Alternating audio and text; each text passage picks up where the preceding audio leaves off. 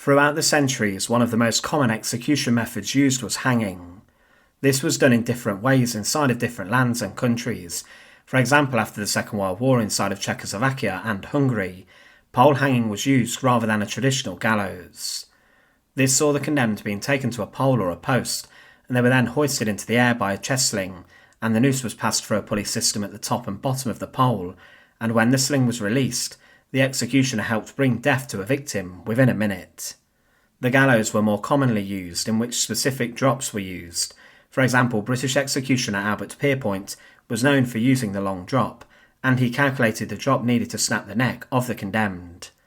This was considered more reliable than American methods deployed such as a standard drop, as John C. Woods, a botching US Army executioner, made a mess of the most high-profile executions post-World War II, the Nuremberg hangings.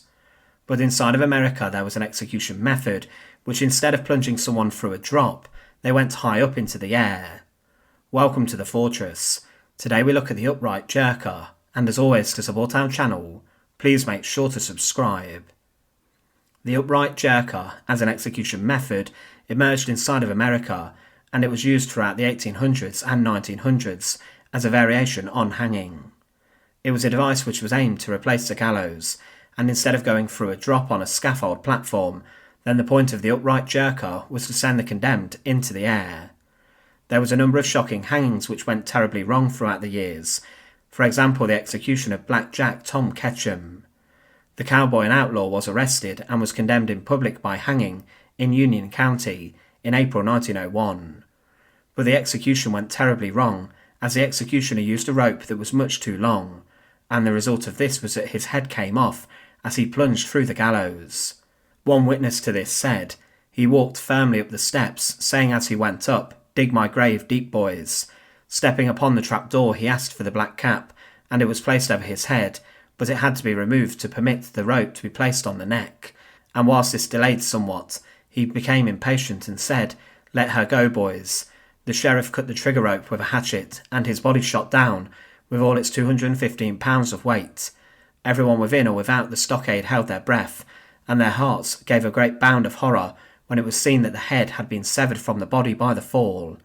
His body alighted squarely upon its feet, stood for a moment, swayed, and fell, and then great streams of red blood spurted from his severed neck, as if to shame the ground upon it which it poured. The head rolled aside, and the rope released bounded high and fell, with a thud upon the scaffold from whence it came. The upright jerker, as you would probably guess, was aimed to push the condemned into the air in a jerking motion upwards. This was done as the noose was secured around the neck of the condemned, as was done normally with hangings.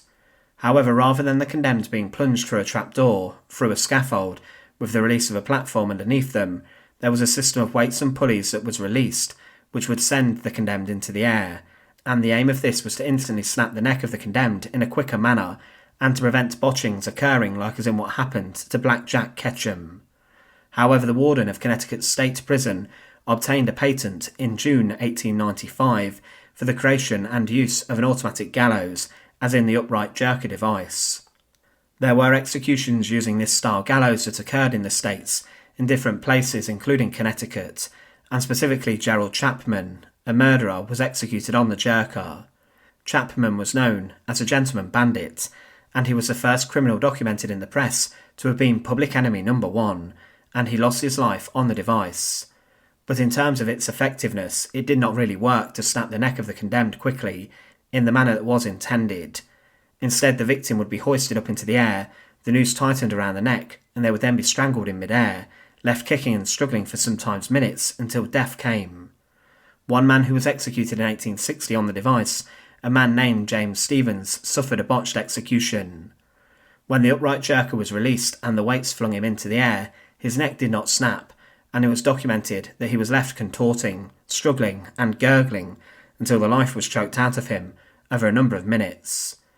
Eventually the device was retired, and the gallows with a trapdoor was more favoured inside of American prisons and inside of law. But the upright jerker was an execution device which was a variation on the gallows, and it was not the most effective in its use. It was intended to solve issues with reliability and botches, but it did none of the sort, and actually made executions more problematic for the executioners. Some prisons did continue to use the jerker, but it was actually eradicated after a number of decades. Thanks for watching. To support our channel, please make sure to subscribe, and once again, thank you so much for watching.